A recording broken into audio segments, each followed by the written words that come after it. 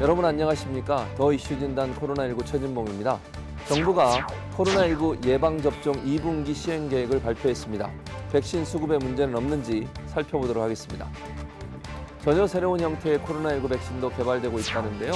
효과는 어떨지, 어떤 형태인지 전문가들과 함께 분석해보도록 하겠습니다. 아스트라제네카 백신의 혈전 부작용 논란으로 몇몇 국가가 백신 접종을 중단했는데요. 혈전과 백신의 인과성 확인해 보도록 하겠습니다. 더 이슈 진단 코로나19 지금 시작합니다.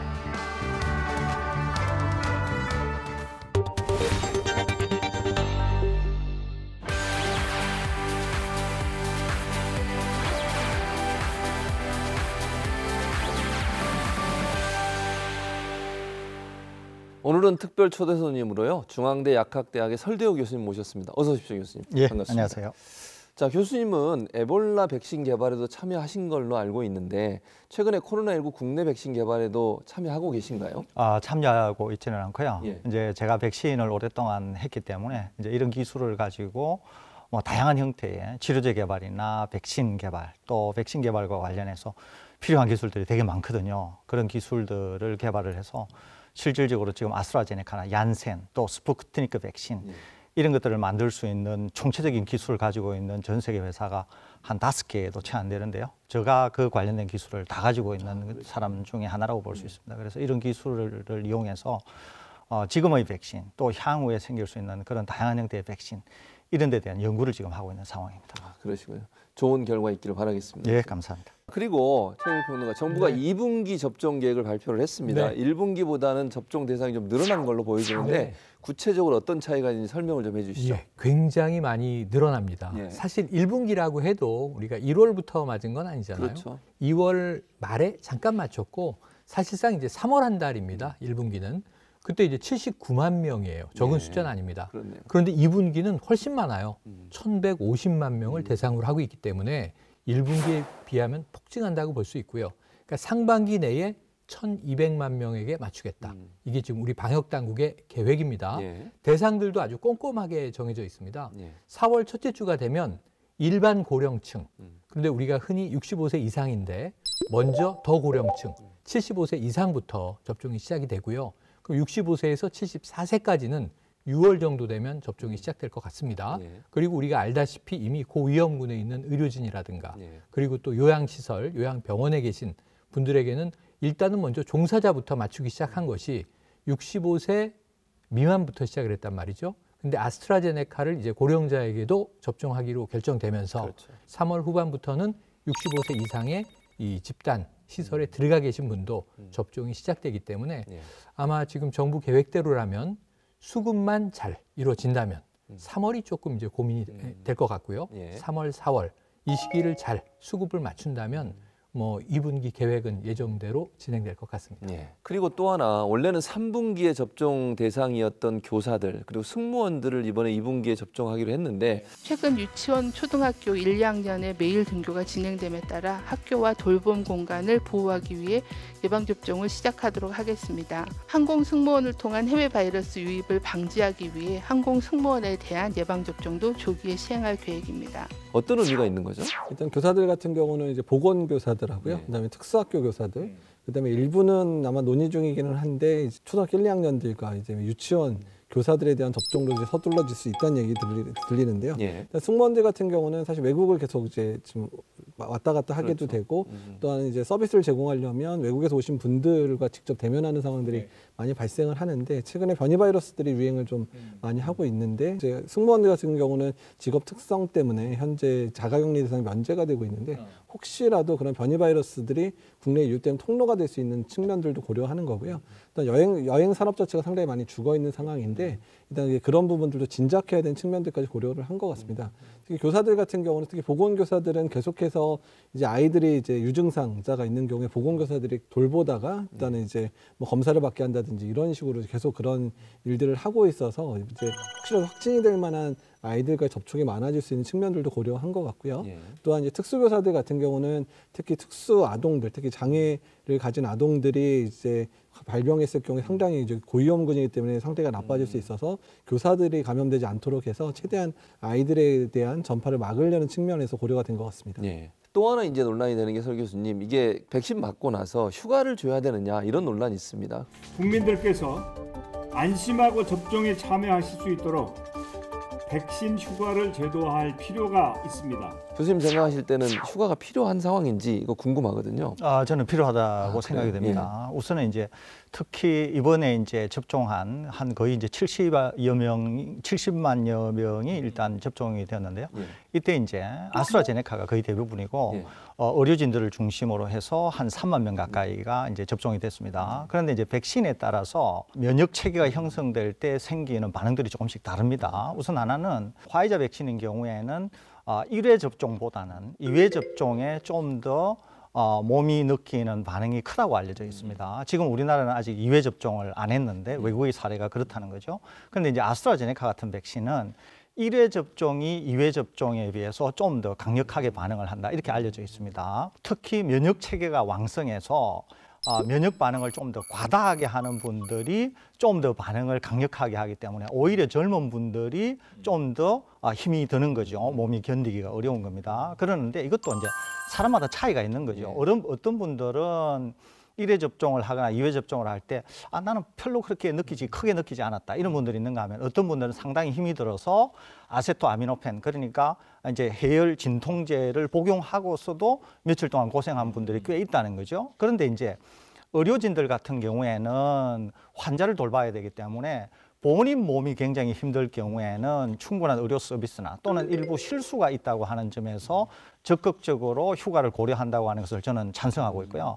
이제 2분기가 되면은 일반 국민 거의 1,200만 명에 가까운 분들이 접종을 하게 되거든요. 이때도 직장에 다니시는 분인 경우에 몸이 과다 반응을 하는 경우에는 실제로 출근을 해서 일을 하기가 어려운 분이 계실 수가 있어요. 그러니까 괜찮다 이런 분들은 출근을 하거나 자기가 맡은 일에서 아무 지장이 없으면은 일을 해도 되지만 어떤 분들은 몸이 불편한데도 불구하고 휴가라고 하는 게 주어지지 않을 경우에는 불편한 몸을 이끌고 일을 해야 되는 이런 일이 생길 수가 있고 경우에 따라서는 그것으로 말미암아서 어떤 의료 서비스의 질이라든지 또는 실수로 인해서 다른 분들에게도 어떤 해를 입히는 경우도 생길 수가 있는 것이거든요. 그렇기 때문에 이런 상황을 감안해서 의료진들뿐만 아니라 일반 국민도 이제 앞으로 본격적으로 접종이 돼야 되니까 접종 수용성을 높인다. 그리고 지금 우리가 계속 문제가 되고 있는 것이 부작용 이런 사례일 수 있지 않습니까? 그렇기 때문에 이런 걸 감안한다고 하면은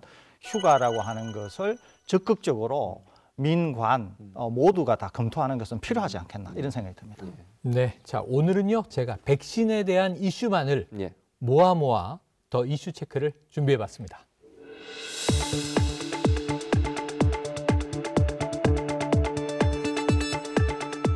네, 최영일의 더 이슈 체크.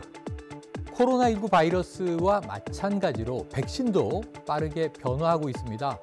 이 WHO에서는요, 올해 연말이나 내년이면 전혀 새로운 종류의 백신이 개발될 것이다. 이런 예고를 했는데요. 그 내용이 굉장히 흥미롭습니다. 지금과는 다르게 먹는 백신 또는 코에 스프레이로 뿌리는 백신 또는 피부에 패치로 붙이는 백신 이런 것들이 개발될 수 있다고 하는 거죠.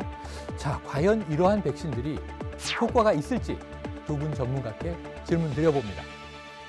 예, 지금 이제 먹는 백신이라든지 코에 뿌리는 스프레이 또 패치 이런 얘기를 했는데요. 특히 이 중에 코에 뿌리는 스프레이는 굉장히 좋은 백신이 될 가능성이 많습니다. 매우 특이하다 이렇게 생각하시는데 굉장히 좋은 백신이 될 가능성이 있어요. 왜 그러냐면은 코로나19하고 우리하고 계속 자연계 속에 공존을 할 때 코로나19가 우리 몸 속으로 어떻게 들어왔느냐 하면은 눈, 코, 입으로 들어왔거든요. 그러니까 몸의 막을 통해서 이제 들어오게 됩니다. 그러는데 코 스프레이 형태로 백신을 접종한다고 하는 것은 우리 인간이 병원체와 접촉하는 그런 방식 형태의 백신을 얘기하거든요.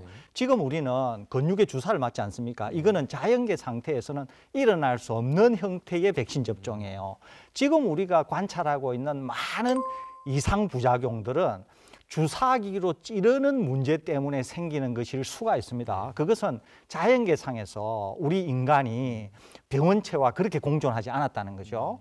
그런데 스프레이 형태로 백신을 접종하게 될 경우에는 우리 몸에 들어와 가지고 백신이 면역을 형성하는 과정에 있어서의 품질이 주사기로 찌르는 것과는 완전히 다릅니다. 첫째, 굉장히 안전하고요. 두 번째는 몸에 만들어지는 면역 체계 자체가 상당히 달라요, 품질이. 그리고 굉장히 오래 갈 뿐만 아니라 몸에 생성이 되는 기억이라든지 이런 것들도 품질도 다르고 기간도 다르고 다양한 형태의 그런 다름을 보여주고 있거든요. 훨씬 안전하고.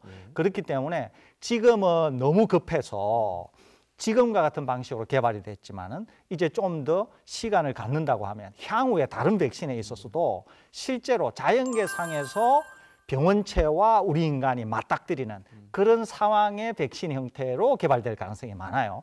그런 점에서 WHO가 얘기한 코에 뿌리는 스프레이, 패치 형태, 먹어서 장을 통해서 백신 면역을 획득하는 이런 것들은 굉장히 권장될 뿐만 아니라 우리 인류가 향후의 백신 개발에 있어서도 개발 방향으로서 나아가야 될 그런 길이다, 이렇게 이해할 수 있겠습니다. 예, 저는 이제 어떤 대상한테 접종하면 이런 백신들이 이제 좋을 거냐 이제 이 부분 말씀드리고 싶은데요. 사실 우리가 이제 그 주사로 만든 백신들을 접종을 하다 보면 현장에서 주사 바늘에 공포심을 가진 사람들이 상당히 많습니다. 그래서 사실 접종하려고 하면은 뭐 어른인데도 막 벌벌 떨기도 하고 우는 분들도 있거든요. 근데 사실 그런 분들이 이제 일단 이제 이런 주사 바늘이 없는 뿌리는 거나 먹는 거나 또는 이제 붙이는 거라면 상당히 도움이 될 수도 있고요. 또한 두 번째는 유아나 소아들에서의 접종인데요. 사실 유아 소아들 예방 접종하려면 막 울고보고 막 그러잖아요. 또 애들 또 그렇게 한번 공포감을 가지면 그 다음부터 또 다른 예방 접종 할 때마다 또 상당히 힘들어할 수 있는데 그런 것 마냥 아이들하고 유아들에서 예방 접종률을 올리는데 상당히 기여를 할 수 있는 부분들이기 때문에요. 이런 새로운 그런 접종 경로가 달라진 백신들도 상당히 권장하고 또 빨리 개발되기를 기다리고 있습니다.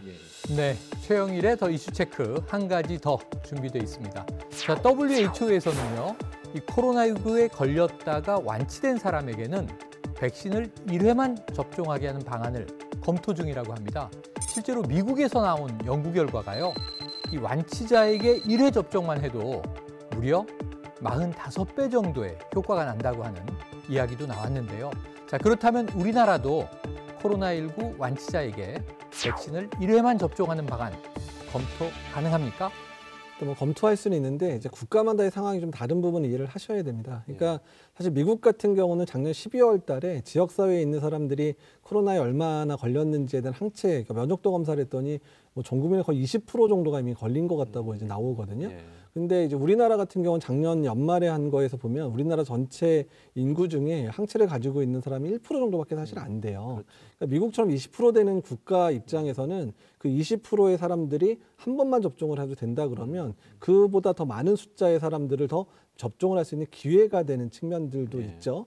이제 그런 측면들 때문에 이제 그런 부분들을 WHO도 사실 고려하는 거거든요. 그래서 환자가 많았던 국가들 입장에서는 백신을 좀 아낄 수 있고 더 많은 사람에게 더 빨리 접종할 수 있는 기회가 되기 때문에 많이 고려를 하고 있는데요. 그러니까 우리나라 같은 경우는 딱 1%밖에 안 되니까 그 1% 때문에 접종에 대한 모든 스케줄이나 이런 방법들을 다 조정해야 되는 생기는 문제들도 있어서 아마 우리나라는 이 부분 결정하는 데서 상당히 신중하게 접근할 가능성이 높습니다. 네, 궁금증이 풀렸습니다. 지금까지 최영일의 더 이슈 체크였습니다.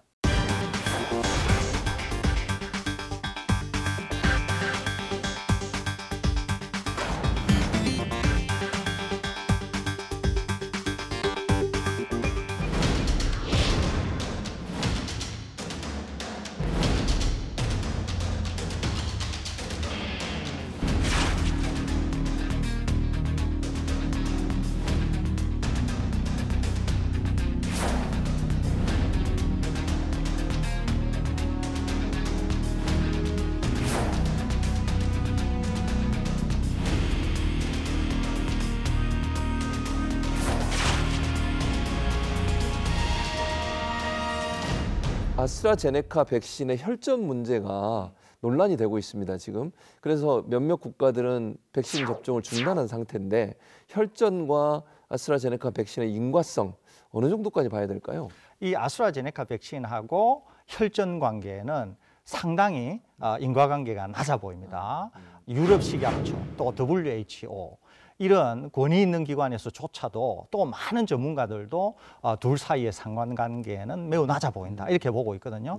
이유가 있는데요. 우선 하나는 아스트라제네카 백신은 그 자체가 아데노바이러스라고 하는 걸로 만들어져 있는데 아데노바이러스는 침팬지 걸 쓸 수도 있고 사람 걸 쓸 수도 있습니다. 그런데 아스트라제네카는 이제 침팬지 거를 쓰는데 이 백신들은 혈전을 만드는 단백질에 붙어서 오히려 혈전을 만드는 단백질의 기능을 억제하는 그런 역할을 가지고 있어요. 거기에다가 백신이 근육에 주사를 하기 때문에 실제로 혈액 안으로 많이 들어가지는 않습니다. 그런데 혈액 안으로 혹시 들어간다고 하더라도 오히려 혈액의 응고를 방해하거든요. 그러니까 혈전 만드는 것을 방해하는 그런 기능을 가지고 있습니다. 그렇기 때문에 혈전이 생기기는 상당히 어렵고요. 또 평소에 혈전이 생기는 것은 상당히 백신과 관계없이 광범위하게 일어나고 있거든요. 가장 대표적인 것 중에 하나가 당뇨병입니다. 그러니까 당뇨병 그 자체만으로 또는 당뇨병 더하기 고혈압 이런 것들이 다양한 형태의 혈전을 많이 만들거든요. 제가 오히려 이 논란의 중심에서는 아스트라제네카 백신을 초기에 65세 이상 고령자와 관련해서 데이터가 적어서 유보 입장을 보였던 유럽의 일부 국가들이 낙인을 찍게 됨으로써 현장에서 백신 접종을 하는 과정 중에 사망이나 기타 부작용 이상 사례가 생기게 되면 국민들이 먼저 놀라게 되고 그 놀란 국민들을 정치권이나 방역 당국이 반응을 함으로써 적극적으로 계속 발목이 잡히는 이런 사례가 생기고 있는 것이거든요. 우리만 하더라도 초기에 65세 이상의 접종을 이제 외국의 사례를 들면서 유보를 해놓으니까 지금 당장 우리에게 일어난 일도 아님에도 불구하고 유럽에서 혈전 문제가 생기게 되면 우리가 거의 70만 명 중에서 대부분을 아스트라제네카 백신을 맞춰서 혈전 문제가 전혀 관찰이 되고 있지 않음에도 불구하고 외국의 영향이 바로 우리의 아스트라제네카 백신에도 영향을 미치는 이런 부정적인 일이 생기고 있는 것이거든요. 그렇기 때문에 혈전과의 인과관계는 크게 있을 것 같지 않습니다만 그럼에도 불구하고 다소 며칠간 차분하게 지켜봐야 되지 않을까 이런 생각이 듭니다. 일단 유럽에서는 결정이 나왔습니다. This is a safe and effective vaccine. Its benefits in protecting people from COVID-19 with the associated risks of death and hospitalization outweigh the possible risks. 우리 방역당국은 현재까지 이 예방접종과 혈전과의 관계성이 명확하지 않기 때문에 중단할 계획이 없다 이렇게 얘기하고 있는 건데 이 입장에 대해서 이 교수님 어떻게 생각하세요? 당연히 지금 우리나라 내에서 뭐 중단할 이유는 전혀 없거든요. 특히 우리나라 같은 경우는 워낙에 혈전증의 발생률 자체가 외국보다 훨씬 낮습니다. 왜냐하면 유럽이나 미국 같은 경우는 비만도 많고 아까 말씀하신 당뇨 환자도 많고 또 이제 고혈압 환자나 고지혈증 환자가 우리나라 훨씬 많기 때문에 그러니까 특별하게 이제 뭐 병원에 입원하거나 이런 상황이 아니더라도 이제 그 혈전증 발생자가 상당히 많거든요. 그러니까 그러기 때문에 빈도 자체가 많다 보니까 백신 접종 이후에 인과관계 없이도 혈전증 발생하는 사람 숫자가 상당히 많을 수밖에 없는 상황이에요. 그래서 영국 자료 보니까 화이자가 1,000만 맞았고 이제 아스트라제네카 1,000만 맞았는데 양쪽 비교하니까 혈전증 발생이 두 백신 사이에 거의 비슷한 수로 발생했거든요. 아니 그러면 만약에 지금 유럽 상황이었으면 아스트라제네카만 멈춰야 되는 게 아니라 화이자도 멈춰야 되는 상황이에요. 근데 양쪽 그룹 다 자연적으로 발생하는 혈전증 환자보다 빈도가 훨씬 낮아요. 그러니까 이미 통계적이나 이런 추출을 받더라도 인과관계가 없을 가능성이 높다는 게 이미 확인이 된 셈이거든요. 게다가 우리나라 혈전증 발생 환자도 거의 없는 상황이고 그다음에 우리나라는 사실 더 혈전증이 생겼으면 더 생겨야 되는 이유가 지금 주된 접종자들이 요양원이나 요양병원에 계신 분들이잖아요. 매일 누워 계신 분들이 많단 말이에요. 그래서 누워 있는 분이 가장 큰 위험 요인이거든요. 근데 그럼에도 불구하고 혈전증 환자가 거의 발생을 하지 않고 있기 때문에 우리나라는 유럽의 상황에 영향받을 필요는 전혀 없다고 생각이 듭니다. 중단할 정도가 아니기도 하지만 우리나라에서는 아스트라제네카 백신을 적극적으로 저는 접종해야 된다 이런 생각을 갖고 있거든요. 이유가 명확한데요. 우선 하나는 화이자나 모더나나 그 이외에 뭐 노바백스나 얀센이나 이런 백신이 정부 당국이 계속 이제 도입하려고 하지만은 이게 정말 물량이 어떻게 될지 아직 우리가 잘 모르고 있습니다. 우리 접종 일정과 관련해서 가장 중요한 게 2분기인 4, 5, 6월이거든요. 4, 5, 6월 달에 우리가 필요로 하는 백신이 약 1,200만 명분이 필요한데 이미 확보되었다고 알려져 있는 것이 약 880만 명 분량 정도 됩니다. 그 중에서도 아스트라제네카는 거의 이제 한 400만 명 가까이 되는 분량은 확보가 되어 있는데 화이자 백신은 여전히 다소 불투명한 것이 사실이거든요. 거기에다가 부족한 분량이 얼마나 되냐 하면 거의 300만 명 분량이 부족한데 이것 때문에 지금 얀센이라든지 노바백스라든지 뭐 이런 쪽에 도입을 하려고 지금 개별 협상을 하고 있거든요. 만일에 이 상황에서 우리와 전혀 관계없이 유럽에서 터진 낙인 효과나 그 이외의 부수적인 일로 우리가 아스트라제네카 백신을 접종을 못한다. 이렇게 되면은 전체 접종 일정이 어그러지면서 상당히 나쁜 영향을 초래할 수 있기 때문에 저는 외국의 사례를 가져와서 접종을 중단할 이유도 없지만 과학적인 관점에서만 본다고 하더라도 우리는 오히려 아스트라제네카 백신을 더욱더 적극적으로 접종을 해야 된다. 저는 이런 입장을 갖고 있기 때문에 우리가 여기서 물러설 이유는 전혀 없다. 이런 생각을 갖고 있습니다. 지금 말씀을 들으니까 역시 속도가 중요하다 이런 느낌이 저는 확 오는데요. 최근에 얀센 백신이 유럽에서 승인이 됐습니다. 그러니까 우리도 지금 들어오기로 돼 있는 거잖아요. 그래서 얀센에 관심이 가는 이유는 특이하게 1회 접종이라고 하잖아요.